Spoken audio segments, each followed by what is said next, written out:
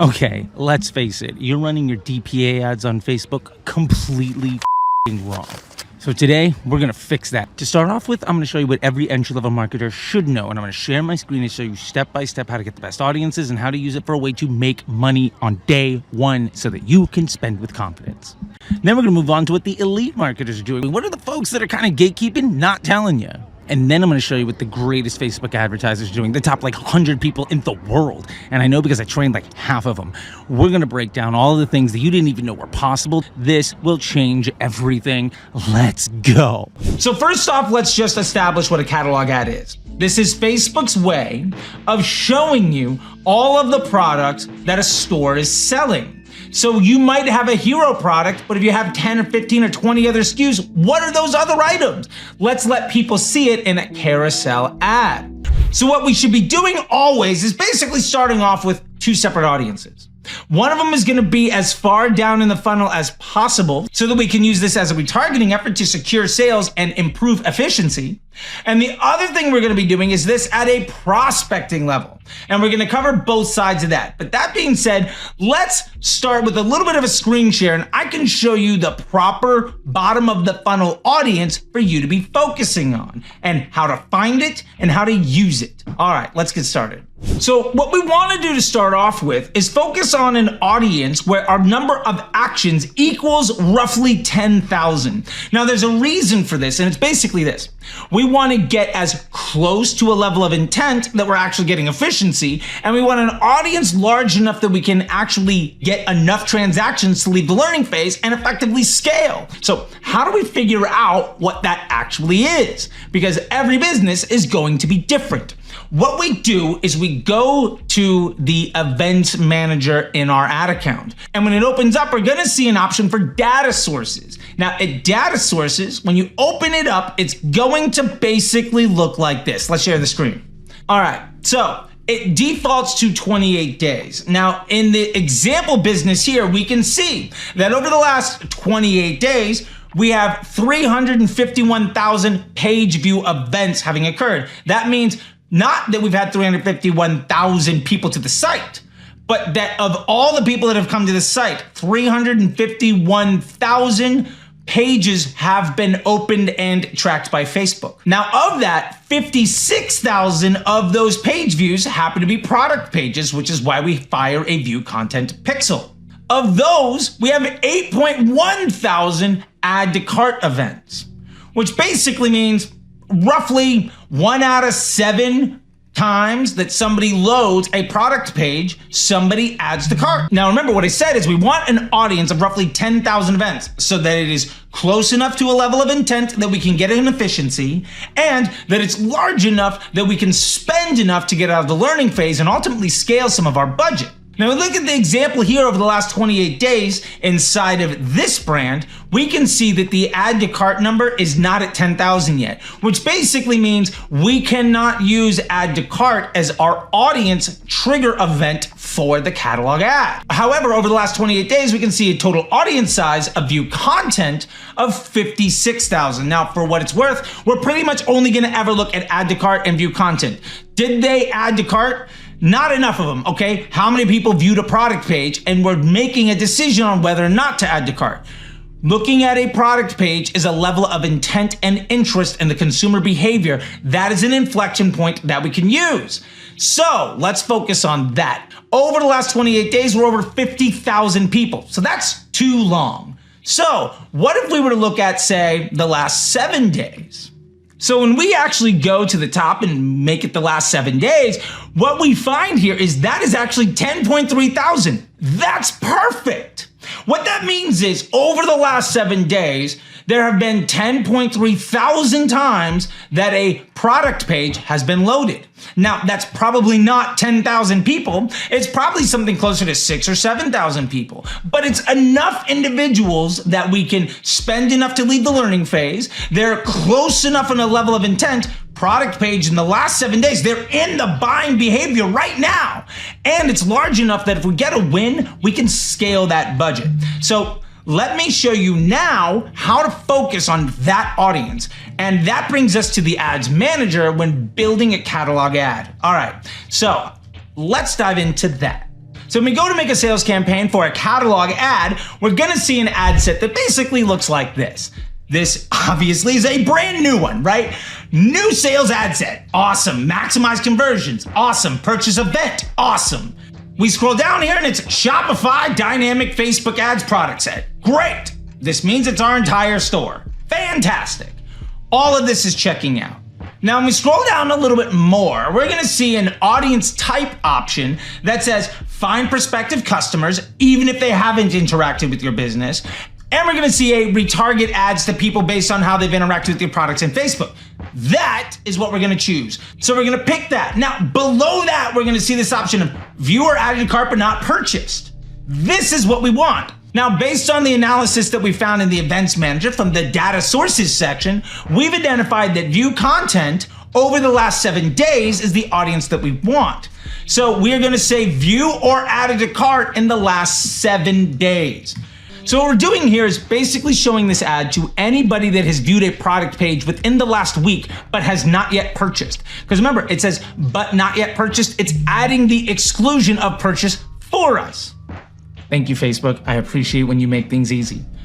And what it's gonna be showing those people is the products they were looking at, as well as products they might be interested in. And it's not just necessarily the products they're interested in that are on your site because they've been to your pages. Facebook is looking at those people's actions not only on your site, but on all sites, and not just on sites, but also on Facebook. And why this really matters is because of the other audience we're gonna use, which after we build this ad, we can build another one, and instead we're gonna use this find prospective customers. Now, I remember when Facebook added this find prospective customers option, because it didn't always used to be there, and it's tremendously powerful. So what this is doing, this is also, by the way, known as DABA, dynamic ads for broad audiences. This is leveraging all of the advanced matching data. So let me give you an example. So if I'm selling sneakers, and maybe you've been to Nike and checked out some red trainers, and you went to New Balance and checked out some red trainers, and you went to Reebok and checked out some red trainers, and you ultimately didn't buy. Well, Facebook knows you're in the market for trainers, what your size is, the products that you're looking for, the product attributes that you're looking for, because it's all in the metadata of that product listing, and that you're looking for the color red. Well, if I happen to have red sneakers, Facebook is gonna say this person's really interested in that. Now, my hero product might not be red sneakers. It might be a whole slew of other things, but I have that in my store. Now, what DABA is going to do is say, this person's been shopping around, not only for those red sneakers, but probably some other things. You have a few of those things that they might be interested in. So let's show that person your product catalog, and the very first item they're going to see is the item that looks exactly like the thing that they've been shopping around for. This is tremendously powerful. I want you to begin to think of it like this. The retargeting audience is retargeting people who are in your funnel. DABA is retargeting people in everyone's funnel. The view content audience means that somebody knows about your brand and is trying to buy from you. The DABA audience means that somebody knows the problem they're trying to solve, and you are one of many people that might be able to solve it. This is a way of scaling your business by tapping into the total addressable market. This is the same thing as like an Amazon listing or Google Shopping. In fact, Google Shopping and DPA are basically the same thing.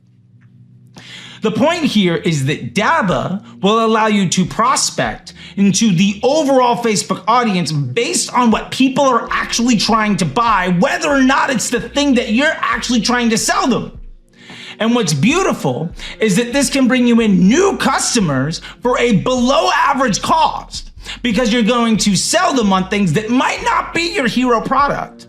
And this is a tremendously powerful way for brands to get a lower CPA on Facebook and across the board. This is an efficiency play. When you are at the beginner level of running DPA ads or catalog ads, the point for your business objective is to reduce your blended cost per acquisition of a transaction in an omni-channel fashion. And the byproduct is you are going to get more net new customers if you leverage DABA. And if you are leveraging the retargeting audience, you're going to not only sell what your hero product is, but also a lot of other products. And for those of you that have fallen into the trap of running cost caps and Advantage Plus around every single product that you possibly sell, we're gonna get into, when we touch on the elite stuff, why you don't ever need to do that anymore. And I think you might already be putting a couple of the puzzle pieces together. This makes that completely obsolete. And before we dive in any deeper, for those that are looking at these types of catalog ads and saying, well, I can run that in my ASC alongside other efforts. Sure. But it means that you're not actually leveraging this logic inside of Facebook. You're not leveraging catalog ads in this style of the way the machine is built. You're using that type of user experience, but you're running it up against a whole bunch of other things, which is inherently dumb. So the ultimate value here of this, before we dive into the elite level, we're going to talk to people that have been inside of our store and browsed our shelves, and maybe we're interested in something other than just our hero product, and we're going to be able to show them the ads for the things that they're interested in, right? If we're McDonald's running ads for the Big Mac, great. But if somebody comes in and they're really interested in the fries and a shake and maybe some chicken nuggets, we can use the catalog ads to show them ads for the fries and the shakes and the chicken nuggets, while still having our one campaign pushing our hero product be the McDonald's Big Mac. What's beautiful about this is it allows you to address market needs that might not necessarily be your primary effort, but in a way that secures sales, not only from your funnel, but from every one of your competitors' funnels, that allows you to ultimately reduce your cost per acquisition.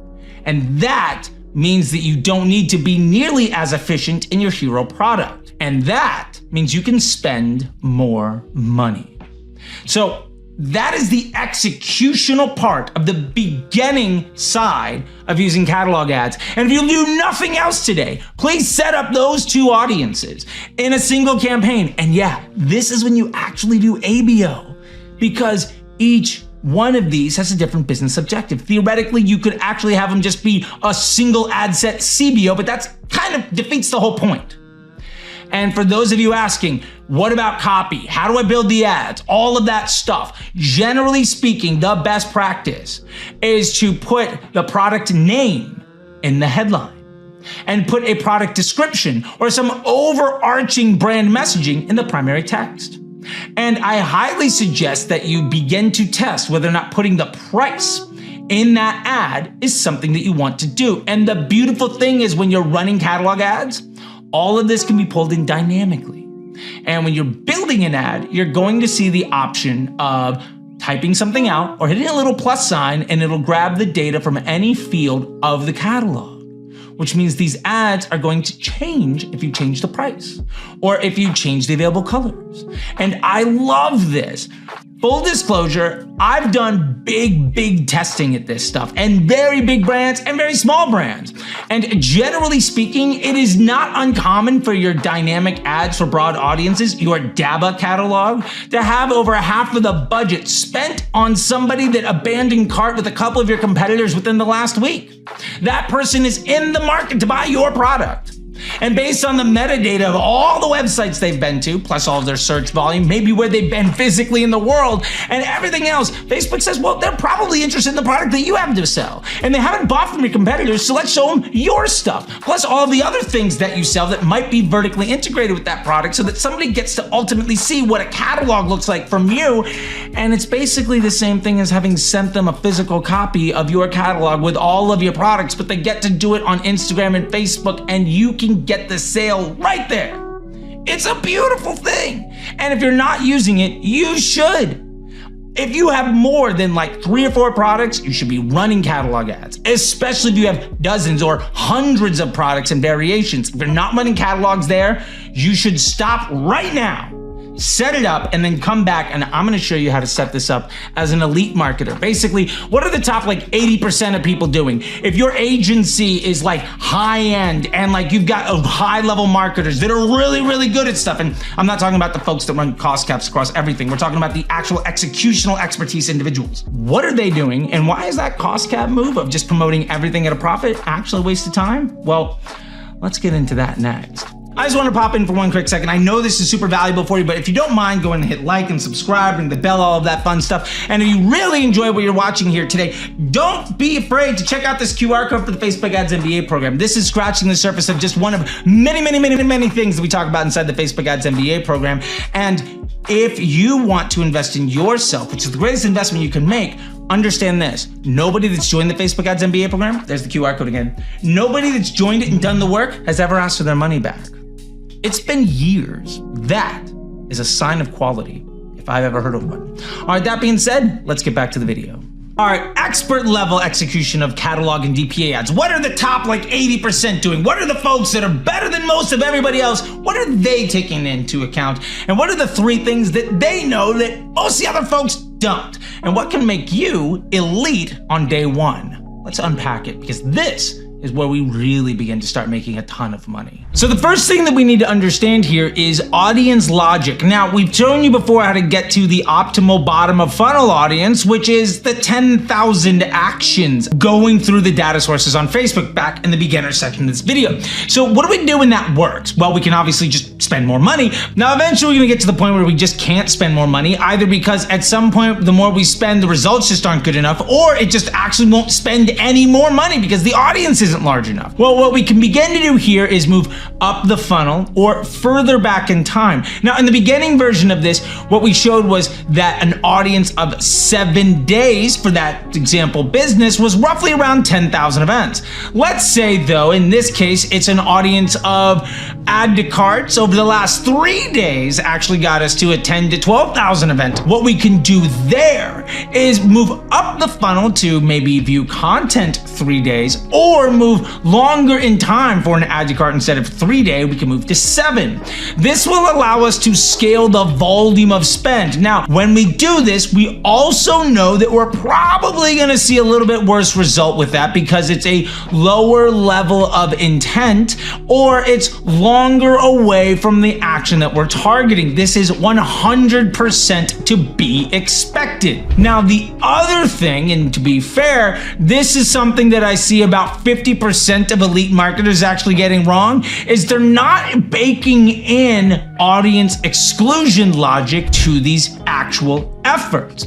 And what we really mean here is, let's say we have an add to cart 3 day, and what we want to do is add a view content 3 day. Now remember, that view content is view content or add to cart in the last 3 days. The problem is, if we already have an add to cart 3 day, then that view content 3 day would be targeting a large amount of the same people. So what we need to do is make sure that we exclude our smaller audiences from our larger audiences, our higher intent audiences from our lower intent. And the reason for this is ultimately, if that view content 3 day does well, great. But if half of those sales could be people that would be in the add to cart 3 day, now we get a tremendous amount of audience overlap. And in this effort, that's a big liability. We need to ultimately make sure that no individual person is eligible for more than one audience. So if we have an add to cart 3 day and maybe a view content 7 day, because we found that's ultimately what works out after doing this for a month or 2, we need to make sure that that view content 7 day excludes the add to cart 3 day. Otherwise, those sales are not going to be as stable.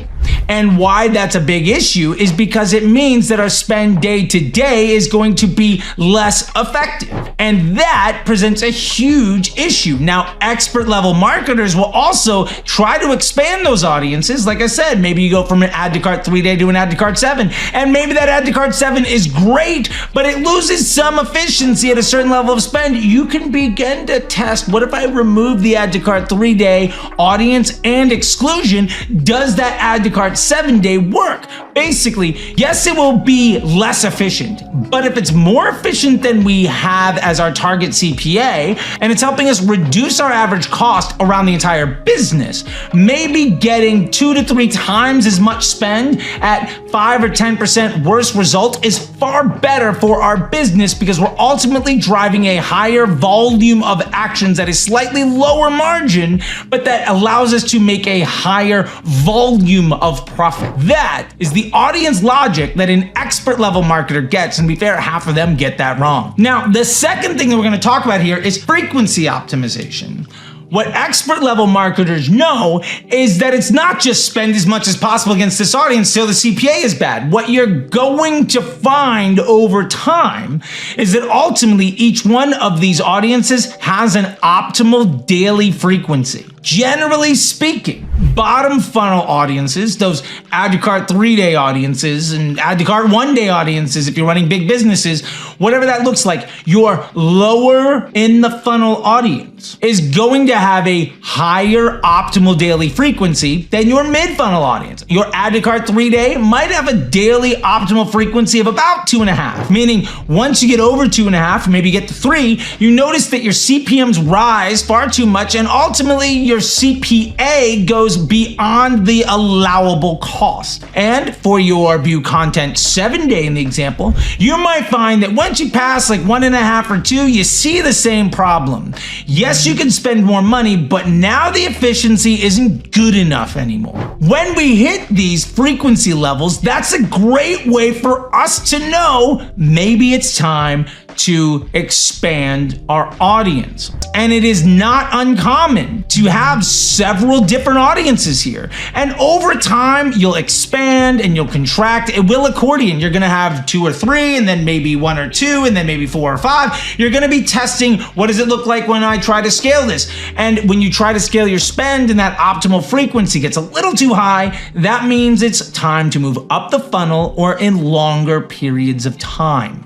Now, for those of you asking about all of this in relation to DABA, I often don't really bother excluding these audiences from my broad audience effort, because to be fair, these audiences might adjust and I don't really want to impact broad. And I've also worked with the engineering and product teams, and more or less what that DABA is viewing, yes, it has people that are that low in the audience, but it's also more often than not spending primarily on folks that are outside of those target windows. And when you run those target windows, it tends to hit those people even less.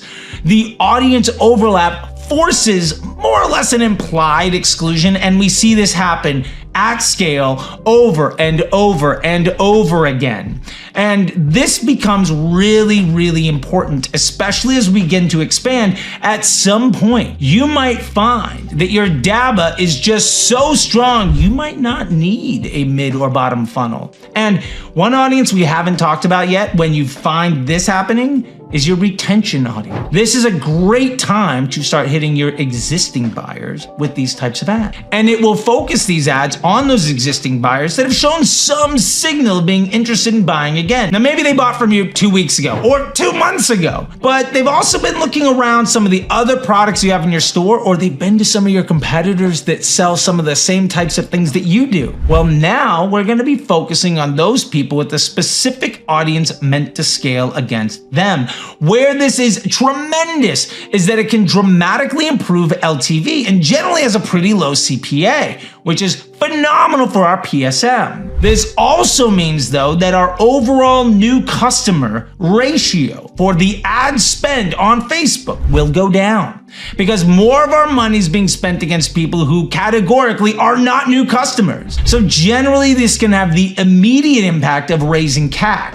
But by moving up the LTV, the relationship of LTV to CAC is still preserved. And for those of you that have gotten smart enough to move away from LTV to CAC because you are not the same type of business that Alex Hormozi is talking about when he's referencing gym launch, and you're treating his membership programs as a model for your D2C business, shout out to last week's video on the math that makes money. What we're gonna notice here is that ultimately your PSM can get better. And we have a balancing act of how much can we afford to spend on CPA? And if our LTV goes up, that CPA goes up. And that really gets us to a place of understanding what is valuable and what isn't, which really brings us to point number 3, which is understanding your vanity metrics. One of the problems you're gonna face when doing all of this is you might make Facebook look really good. You might be chasing really good CPAs on the platform, but ultimately begin to understand that that might not lead to actual additional transactions in your business. Much like cost caps and Advantage Plus, the overlap of these marketing efforts on Facebook to Google and Amazon and TikTok and email, et cetera,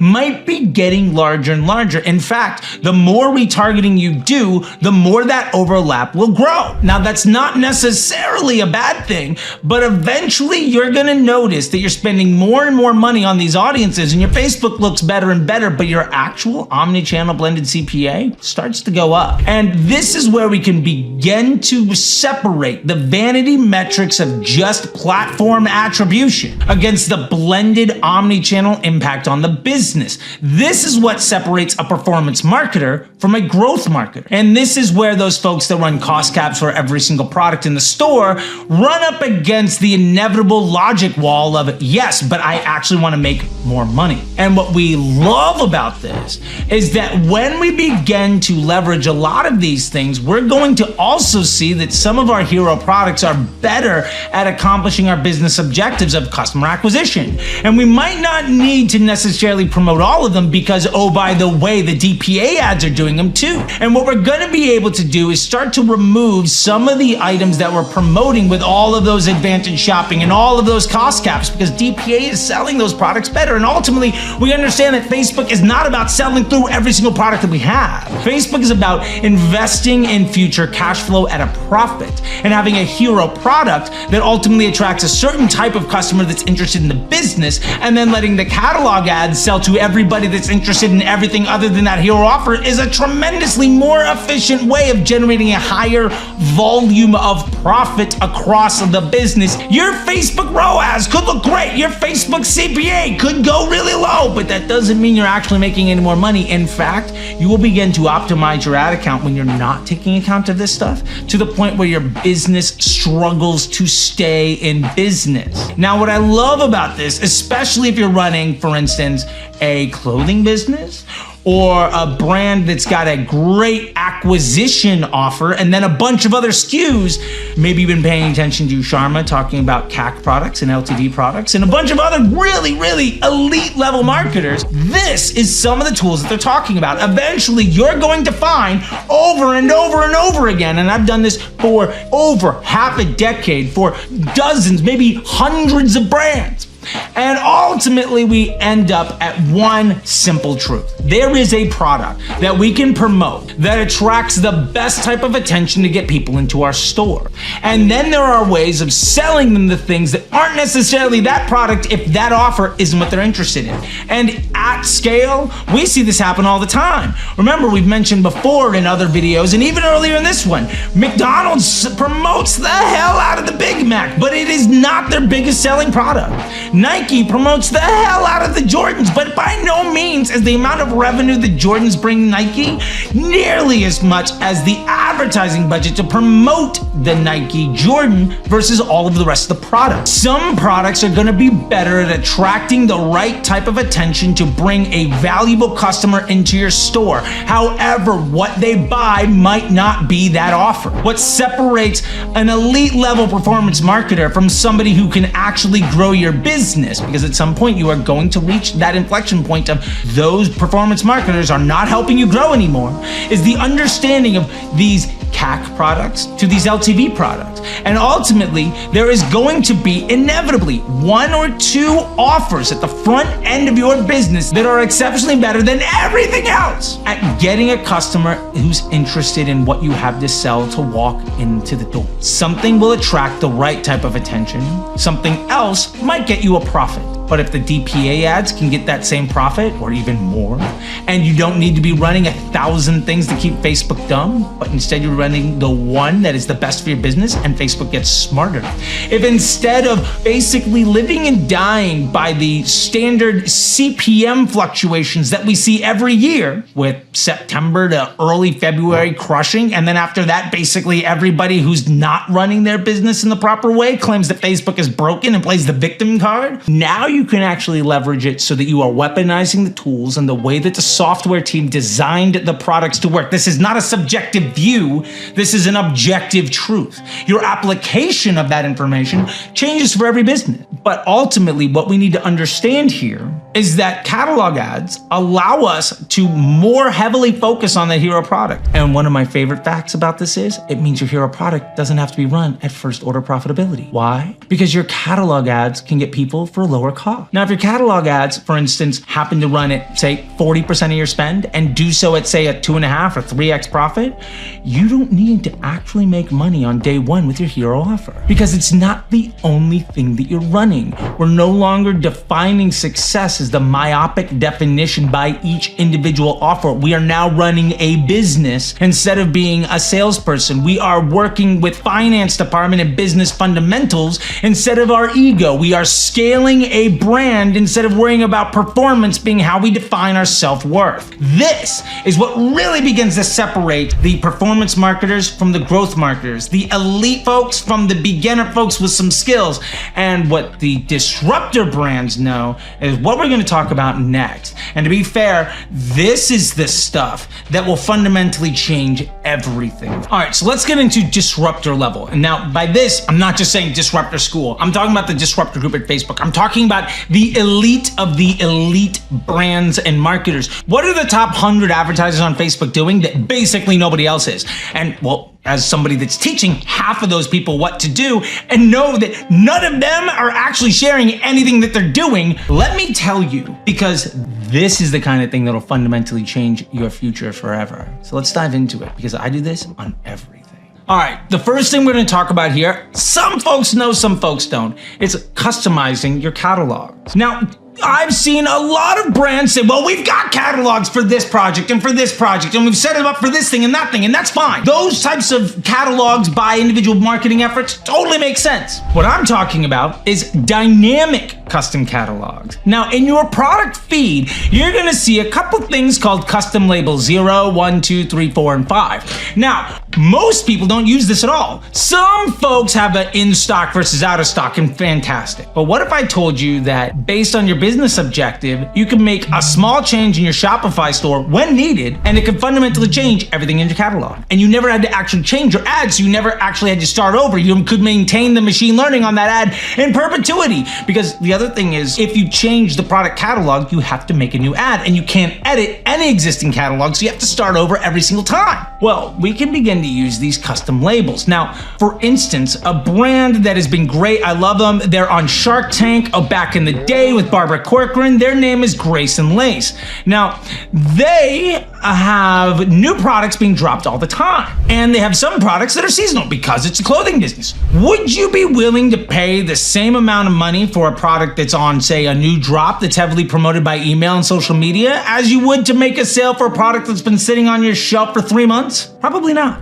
They actually have different CPA targets because the value of that is different. A product that has been on your shelf for several months is costing you money every single day, and a product that was just part of a drop yesterday is probably gonna sell. So the kinetic energy of that new one is a lot higher than the old, which means, what if we define, hey, these are the products that are almost out of season and they're about to be dead stock. Now, you could make the effort of defining a new catalog basically every single week and running up new ads all the time and basically never leaving the learning phase and trying your best hand at playing the game of lottery. And it won't work at scale. Instead, what if you said custom label 2, true or false? And And if it's true, that means this product is out of season or potential dead stock. Well, then we could have all of those DPA audiences, remember DABA and mid-funnel and bottom funnel. What if they were just for those individual products that we needed to get rid of, and the allowable CPA for those products was much higher than the ones that were on the new release? And if it's custom label to true or false,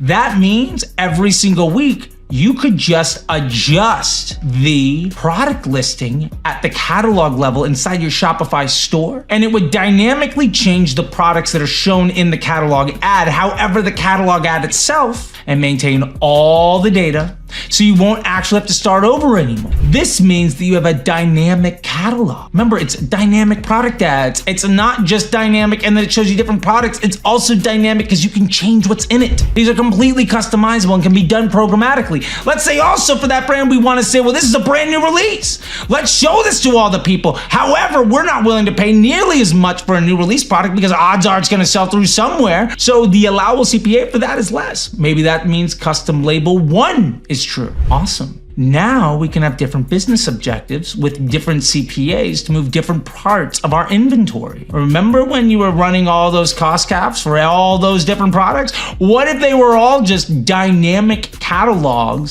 where you prioritize them based on their business objective and what your needs were, and ultimately you treated each of them differently because, to be fair, they are completely different. And you could also attach some offline custom conversion events to define the person that bought this product as new or returning. You could actually begin to focus on what catalogs, what categories of products do you have? And are you acquiring new customers or are you selling them to existing ones? And each one of those could have a different CPA target. And by that, you could have different business objectives based on dynamic ads that are being managed with an optimal frequency, where you could adjust the budget with automated rules, and you could change what's eligible and not eligible by the product feed inside of Facebook and never actually have to touch these things ever again. And they could represent 30, 40, 50, 60, 70, 80% of your ad spend, and it's completely on autopilot. This is 100% doable, and it's sitting there unused by 99% of advertisers. I promise you, doing this is tremendously easy. Now, let me give you an example of when I was working at 310, because another application of this is inventory management. We knew that basically the ad would buy what product they got. Totally makes sense. Of course. What if we're running out of strawberry? What if we said strawberry products are not eligible? Custom label 0, true or false. Is this flavor something we want to promote? Now, all of our DPA ads no longer feature strawberry. You know what happens to the burn rate on strawberry products when it's no longer in any of those catalog ads, and those catalog ads might represent 30, 40, 50, 60, 70, 80% of your budget? They stop selling. The burn rate slows down tremendously. You can manage inventory burn with your catalog ad.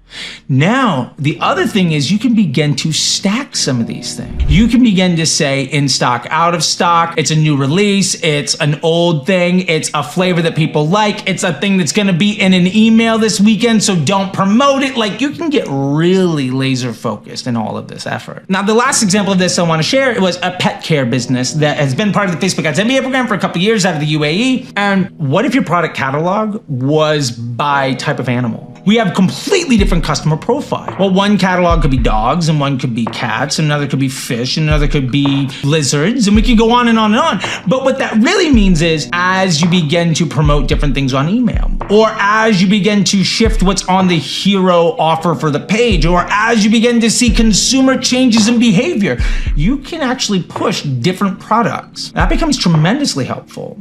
What if you sell things for all sorts of people, but really it's the dog bed and the leash that's crushing? Awesome. We can know that because of our sales volume, but we can also more heavily index against that with our product ads by more heavily spending on all of the things that aren't doing very well. Or we could lean into the skid and say, that's what's working awesome, spend more money on it. The point is, you can now get real specific on what categories and what products and what types of buyers you're attracting.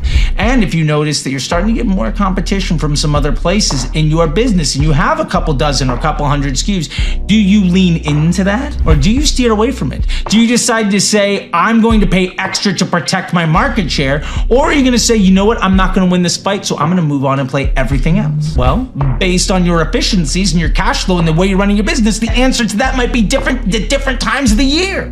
Why not completely customize your marketing effort to take advantage of those known data points? These are the kinds of things that I promise you almost no one is doing. but fundamentally change the cash flow of your business. And when you begin to be able to leverage this for prospecting, as well as funnel retargeting for folks that haven't bought yet and the folks that have already bought from you, well, who's to say you even need to feature every single offer? You could have some things that are tremendous at customer acquisition. You could have a CAC product catalog. You could have some things that are tremendous at LTV, and maybe you only show those items to people that have already bought from you, effectively cross-selling with the items that those people are very, very likely to buy. Awesome. Why show them everything? Why not focus on using the tools and the way they're designed to have actual business operational impacts that are controllable and knowable and strategizable? And of course, every one of these things is something that can also be applied to Google Shopping. So not only are you doing it with Facebook, but you're expanding it to all marketing channels. Now we're really starting to have some fun. And you're probably starting to really begin to expand all of those catalogs that are running.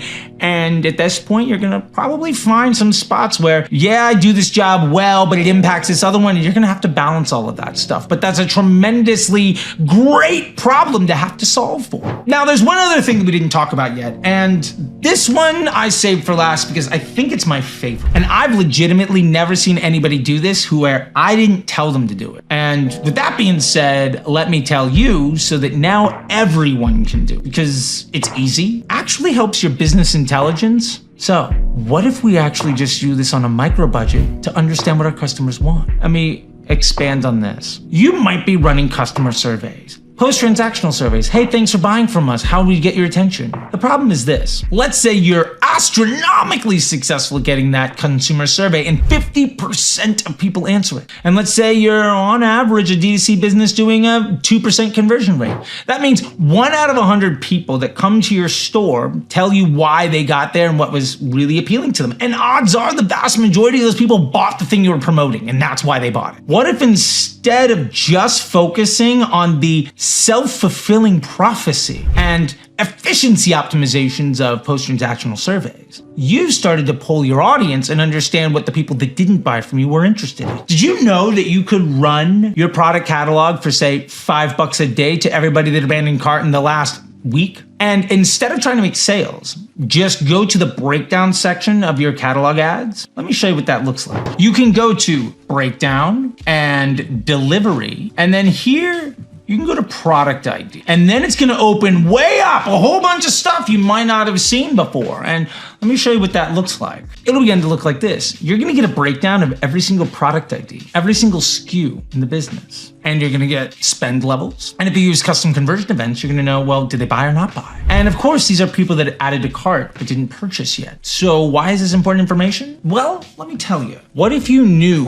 what products were getting you traffic, but ultimately not sales? What if you knew that, of course, the highest spending product in that catalog was your hero product, but the second one was getting 30% of that spend because people were really interested and you're getting a lot of traffic, but no purchases? What if the revenue per session on that page, which isn't one of your primary efforts, could be improved by 10, 20, 30, 40, 50%? What if instead of a 22 cent per session, you can get to a 30? What if you began to understand my potential customers are interested in a specific product, but I don't care about them because they're not buying the number one thing that I think is really important? If you could understand what those things were and optimize those products. Or what if you found that everybody that adds the cart that doesn't buy is really interested in the same product, and ultimately you're attracting a whole bunch of attention from people that have no interest in ever buying from you because basically you have a clickbait product? What if you also understood that there's some products in there that are getting a lot of spending, getting some sales inside of your DPA ad, but you're not leveraging them appropriately? What if you actually did that against everybody that bought and understood what products they were interested in when they come back to your store, and you can begin to bundle those things or add them as post-transactional upsells or ultimately use them in email campaigns? What if you understood the reason people didn't buy and you could fix that instead of saying, well, why did you buy, and just lean more into the things that you already knew what you were doing? What if you could leverage dynamic product ads to get higher quality quality business intelligence to ultimately improve your marketing efficiency, scalability, and the revenue per session on all of your products, and know what products are ultimately giant liabilities to your bottom line. You can do that for $5 a day. How much are you spending on market research? How well do you know why people don't buy? Do you know what they're interested in? Do you know the value of those things? Maybe if you just look at your heat map or your Google Analytics, you're going to understand some of that information. But do you know which are more popular than others based on advertising? Do you know which ones have market opportunity? Do you know what you can do with that data to more heavily leverage it to improve the efficiency of your business? Well, if you're not doing this, the answer is no. Do you know how much extraordinarily valuable business information you're just ignoring? And instead, you're putting your primary efforts on improving the conversion rate of your hero product or selling 1,000 things and hoping people buy? If you're only caring about the infinitesimal percentage of people who buy from you on the products that you're trying to sell and are willing to answer a survey to find other people that will buy the product that you're trying to sell and answer that survey, if you're only focused on that to scale your business, you're missing over 99% of the data out there. I'd pay $5 a day to have an exponentially better understanding of who my customer is, and anybody can do this. There's no gatekeep. You can do this today. And my favorite part about this is people say all the time, well, DPA ads, I know they can spend money, but they're not showing what people are buying. Okay, use custom conversion events. It'll show you. You can know that information. They clicked on this ad and they bought this product. Done. The more custom conversion events you have, the more valuable that information is. Why not do that? We covered that previously in another video around the custom conversion events, and really, like, it's 10 minutes a product or 10 minutes a product category. If you can only see the level of spend, but you're not understanding the business impact, that's kind of like knowing who walks into the store, but no idea who's actually walking out with anything. Why not know that information? It's really easy. And odds are, when you start to leverage that stuff into understanding your brand positioning and your consumer psychology information and your bundling and promotions and upsells, you're gonna make way more money. And to be fair, you'll never need to run those cost caps in Advantage Plus for every single product in your store ever again, because this information is infinitely more valuable. So what I want to leave you with here today, because this was an adventure, this was a saga, is a couple of sound bites for you to remember and go home with. The first thing is that the bottom of the funnel is where we find the greatest ability to scale efficiency. If you are only addressing what happens at the top of the funnel, you are trying to fix the least sticky, most highly volatile, least valuable part. And that is not nearly as important to your bottom line. Another thing to remember is that recency can often be more important than level of intent. A view content from the last 3 days might be way more valuable than an add to cart from the last 30. When you're adjusting your overall tiered approach, keep that in mind. Remember that DABA, or dynamic ads for broad audiences, allows us to retarget the customers of our competitors based on their buying behavior and their shopping patterns. You might say, well, my customer has a 7-day customer journey. First off, that's complete nonsense. It's decades long. Second, if they're in market, they might see your ad today. Your first impression might be the 30th ad that they've seen over the last 12 days and the reason they buy. You don't need to think about your customer journey in nearly the same way when you're running DABA, because it's a conquesting tool. And remember, the point of running your catalog ads before you get to the idea of business intelligence is to reduce your blended CPA so that you can spend more money to acquire your cash flow products. Also, we want to remember that the point of running these catalog ads until you get to the point of like the business intelligence is to reduce your overall blended CPA. We want to acquire transactions more efficiently. And the reason this is valuable is because it means that we can spend more money on our hero product. And if you do this right, you don't have to be first order profitable on your hero product because you're making more money selling everything else. And you can use some of that profit to promote your hero product. In fact,